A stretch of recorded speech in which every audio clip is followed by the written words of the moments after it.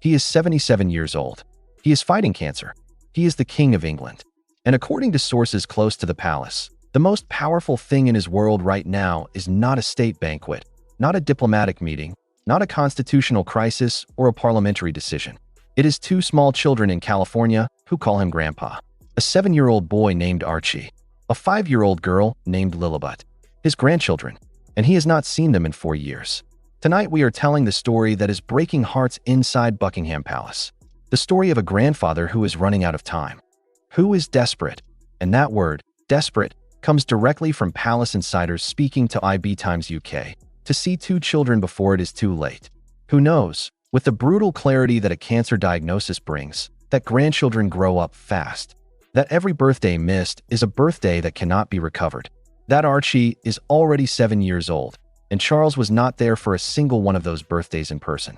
That Lilibet, named after his mother, named after the queen who spent her entire life serving this family and this country, has met her grandfather exactly once in her life. Once, at 1 year old. She has no memory of it. And in June 2026, Newsweek has confirmed that a visit is closer than it has ever been. That Harry and Meghan are expected to bring Archie and Lilibet to the UK. That a meeting with Charles is likely. That a grandfather who has been waiting for years may finally be about to get what insiders say he wants more than almost anything else in the world. This is Royal Report Daily. And tonight, this story belongs to a grandfather and his grandchildren. Welcome to Royal Report Daily, your #1 destination for real royal news, verified investigations, and the stories the palace doesn't want you to find. I'm your host. And if you are new here, subscribe right now and hit that notification bell, because what we cover on this channel, you will not find anywhere else. Every single week, we go deeper, we go further, and we go to places the mainstream media is too afraid to touch. Tonight is one of those nights. Let's get into it. Let us start with the moment everything changed for Charles. Not the moment he became king, not the moment Harry left, but the moment that reordered everything inside him and made him see his life with terrifying new clarity.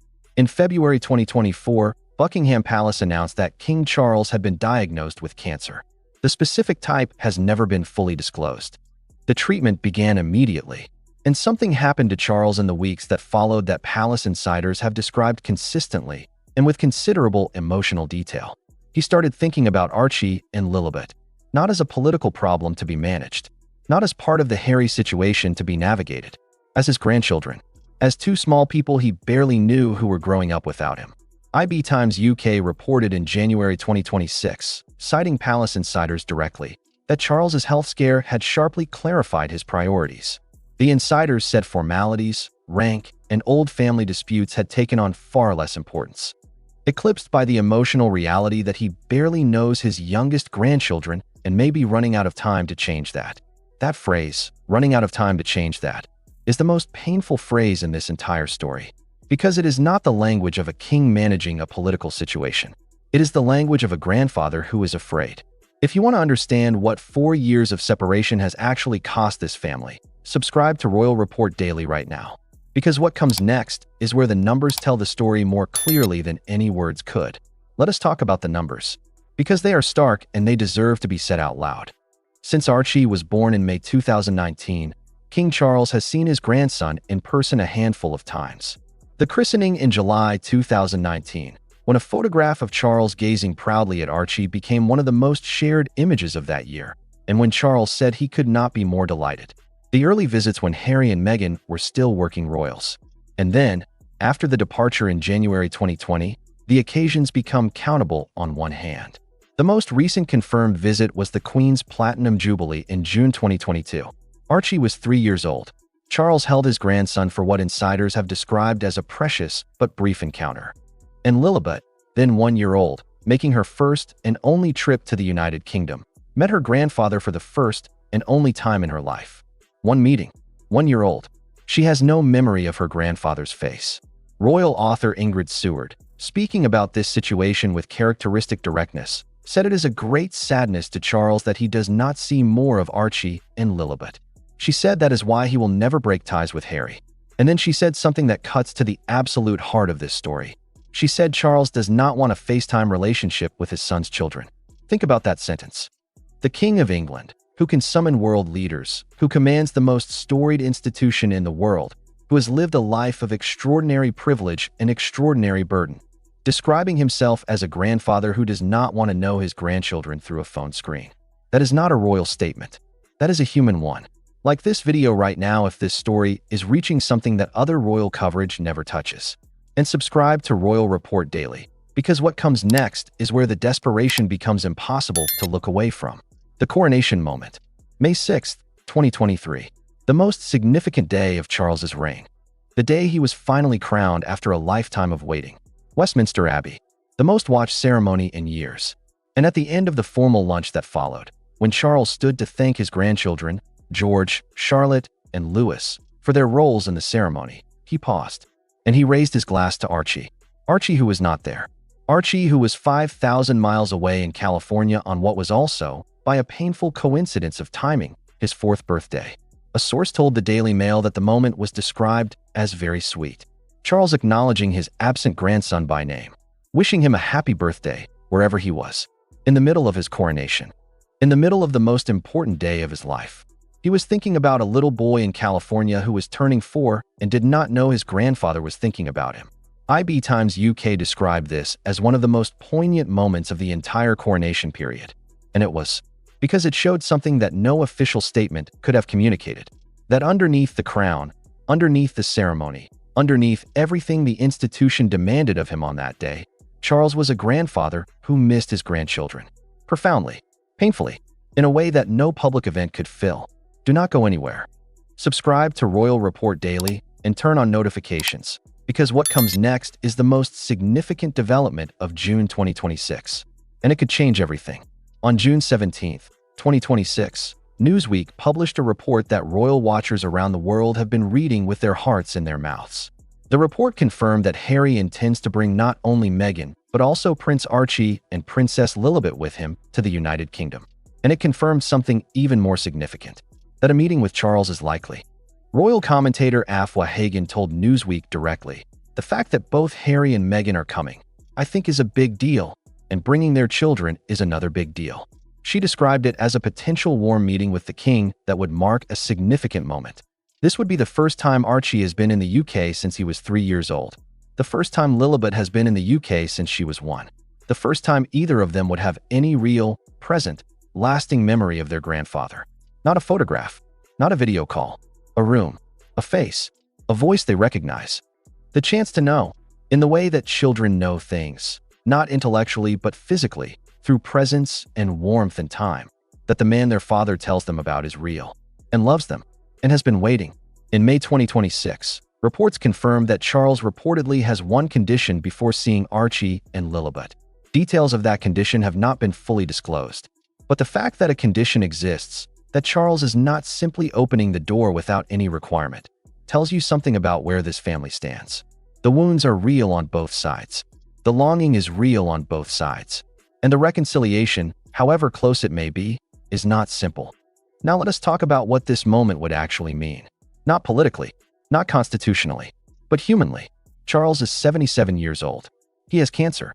Harry told the BBC in his own words, "I don't know how much longer my father has." He said he has forgiven his father. He said he wants to reconcile. He said he does not know how much time there is left. Those are the words of a son who is afraid of the same thing Charles is afraid of. Running out of time. Missing the window. Looking back one day and realizing that the years spent on disputes and distances and legal battles were years that could have been spent in a room together. And at the center of all of this fear, shared by a father and a son who are both afraid of losing each other, are 2 children who have no part in any of it, who did not choose any of this, who simply exist in California sunshine, growing up with one half of their heritage almost entirely absent from their daily lives. Archie turns 8 in May 2027. Lilibet turns 6 in June 2026.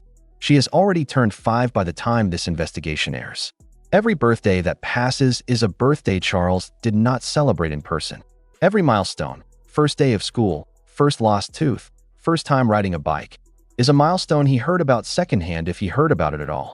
Royal source speaking to the Mirror described Charles as not content with the situation, as keener than ever to build a stronger relationship, as someone who has told friends he values family above everything. And as someone whose cancer diagnosis has made every passing month feel like a closing window, let us talk about Harry. Because his role in this story is the most complicated and the most human. He is the man in the middle, between his father and his wife, between Britain and California, between the institution he left and the family he built. And he is the one person who has the power to make this reunion happen. He has already demonstrated his willingness. In September 2025, he flew to London and met his father at Clarence House. Alone. The meeting lasted under an hour. But it happened. Sources described it as a massive step forward.